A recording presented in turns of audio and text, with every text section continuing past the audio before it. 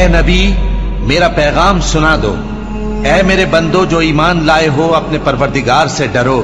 جن لوگوں نے اس دنیا میں نیکی کی ان کے لیے بھلائی ہے اور اللہ کی زمین کشادہ ہے۔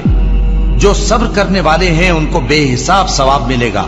کہہ دو کہ مجھ سے ارشاد ہوا ہے کہ اللہ کی عبادت کو خالص کر کے اس کی بندگی کروں، اور یہ بھی ارشاد ہوا ہے کہ سب سے پہلے میں فرما بردار بن جاؤں۔